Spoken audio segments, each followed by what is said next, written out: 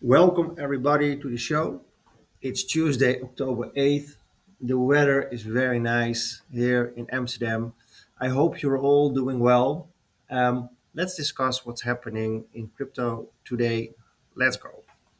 Well, yesterday was a very nice day with everything in the green, and today everything is red. As you can see here on Crypto Bubbles, it's one little bloodbath. Well, welcome to crypto for those of you who are new in crypto.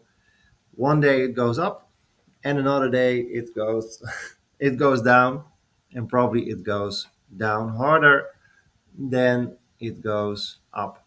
Well, what's happening at the moment? What we see is Bitcoin down 2%. Bitcoin is the flagship of cryptos, so it's always wise to start with BTC with Bitcoin because, well, 90% of the time, the rest of the broader market is following Bitcoin.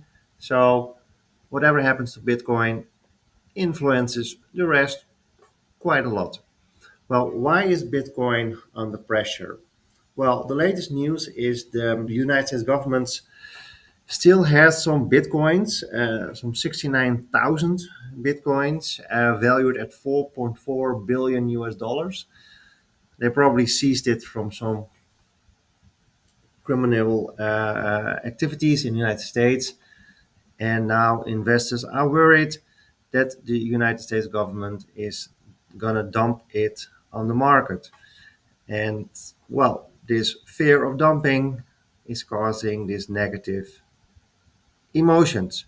Um, Despite positive momentum from the Bitcoin ETFs, we saw an inflow of 235 million US dollars, which is uh, which is quite okay. Um, if you compare it to last week we started very good with the inflow in ETFs, and then, well, due to some very large outflows, we ended less positive. So to see inflows happening again in the market is always very positive. Um, if we look at the fear and greed index, what's happening in the fear and greed index? Still neutral. We came from fear, went back to neutral. Well, why is this important? It's important to know the general sentiment in the market. Fear or extreme fear are very good moments to buy. The saying is be greedy when other ones are fearful. So when other people are afraid, they will sell, causing a negative impact on the price, downward price pressure. So that's a good time for buying. And when there is extreme greed, then it's good to take some profit and to sell a little bit. Um, while we're neutral now, neutral is okay. It means that we're probably in like an accumulation phase where we can go up and we can go down. Um, so that's also valuable information for you as a potential investor. What you don't like to see if you're long in assets, if you're a buyer of assets, is that this fear and greed index will turn to fear again at this moment, because then prices will go down. What you would like to see is it would trade up from neutral to, well, a little bit more greedy. So people come into the market with fresh money and bump up the prices. When looking at the broader market, this is an overview of the top 100. Well, what we see is one big bloodbath in crypto, in the altcoin. So what you see is when Bitcoin sneezes, the rest of the market catches a cold. So Bitcoin down 2%, And well, depending on the quality of the project, the altcoins go down 2%, 5%, 10%, 15%, depending on the risk profile of the altcoin. So what do we see here? Negative outliers, Popcat, Pepe, and the other meme coins always move up and down a little bit quicker than the other coins because it's so highly speculative. And they recently enjoyed a strong rally, and now they're facing a serious correction. And so tokens like Pepe, Bonk, Dogecoin, well, they all have plummeted 10% in the last 24 hours. And the hype that looked like to be back is gone again, leaving well, many investors in the red. So if you ever want to buy some meme coins, well, be very hesitant. I personally never made any money on meme coins. It's very hard to predict which meme coin will explode. And of course, everybody wants to buy a meme coin with the price of 0.12 zeros and then a one, and then it goes to $1, and all of these stories about investing $1,000 and becoming a millionaire, living in Dubai with 20 Lamborghinis. I don't know these people, and it's yeah. If you go to a casino, put all your money on black, that's a higher percentage of becoming rich than buying a random meme coin with 12 zeros behind the digit, behind the comma, and hoping that it will make you a billionaire. When we look at the positive um, coins at the moment, one of the positive coins is Sway. I've been following Sway for a while now, and I'm thinking about making a special about Sway. So leave me a note in the comment if people are interested in Sway or any other coins to be analyzed. And Sway is I think it's kind of a fascinating project because it's the circulating supply is, from the top of my head, like 27%, or something like that. Maybe I can just get the information. 1 second.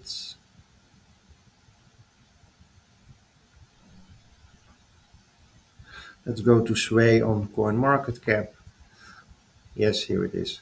So Sway is, for me, kind of fascinating because um, the market cap we see here of 5.5 billion is not the total market cap. You always have to look at the fully diluted market cap. That's what we see here. And it has a 20 billion market cap. It already has a 20 billion market cap because only 27% of coins are actually in circulation. So there is like 73% of the coins are not in circulation yet. So to me, it creates a huge price pressure on the coin, which creates quite a big risk. That's one, and two is that the fundamentals underneath of this project are, well, to me they are not very clear. Where is Sway? Sway is here. So what I did was I did some research about the projects that are actually on Sway. Sway is a layer one blockchain, and well, to me, the projects that are on the blockchain, they are generating the transactions, the activity. So you need projects that are pulling people transaction into the blockchain to generate revenues and transactions and volume, and that eventually determine the value of the blockchain. If I'm not right, please correct me. And if you look at the here they are, here they are. These are the main projects that are on the Sui blockchain at the moment. And if you look at market value, they are, well, it's basically nothing. So Sui has a market value already of $20 billion. The projects on Sui are, well, I've never heard of these projects.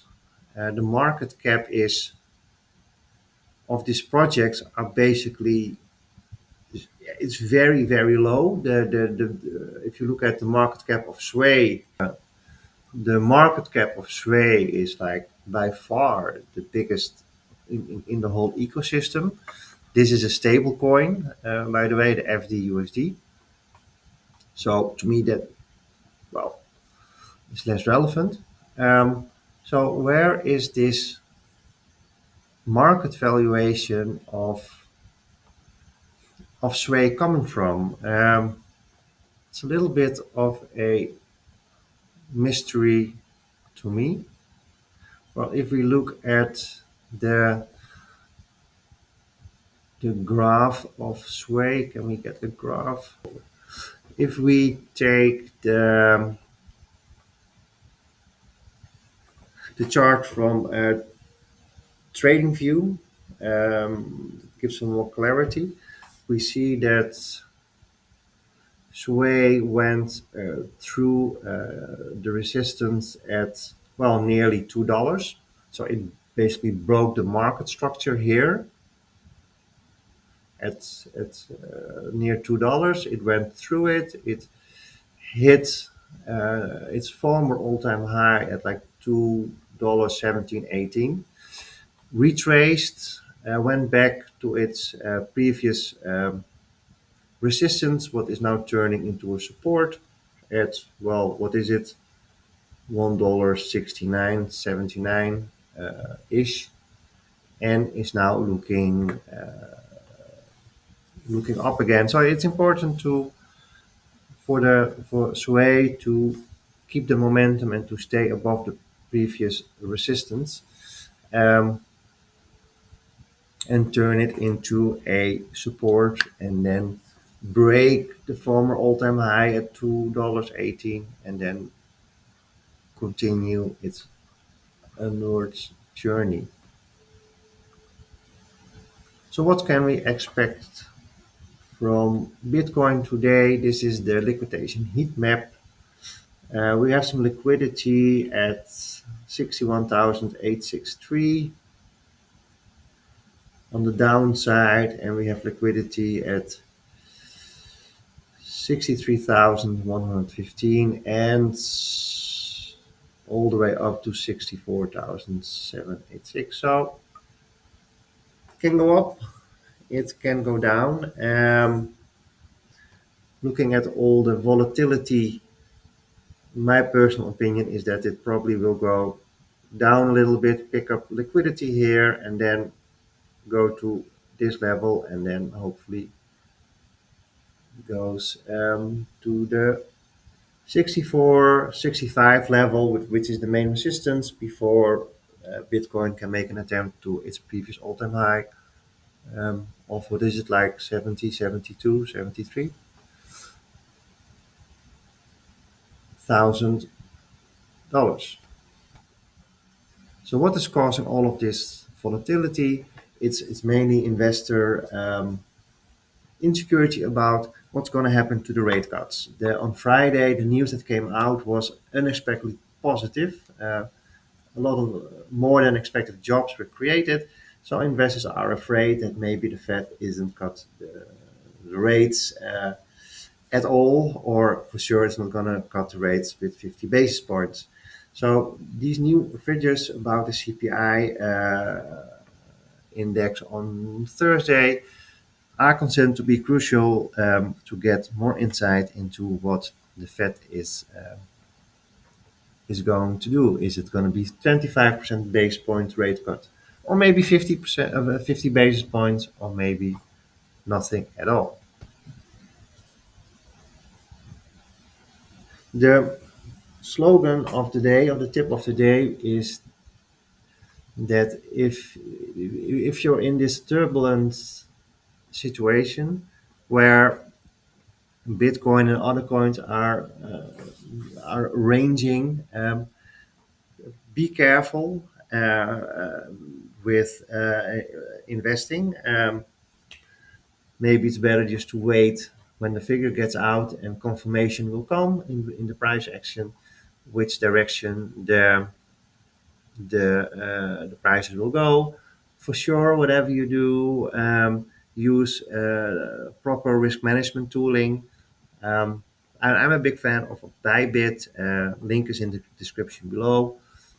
Bybit gives every user, if you're like a big trader or a small investor, um, the opportunities to do proper risk management with a stop loss and take profit functionality. And yeah, you really need to limit your loss. Making money in crypto is basically not making profit. It's about not making a loss. Making a profit will come. Making profits will come when you stop making losses.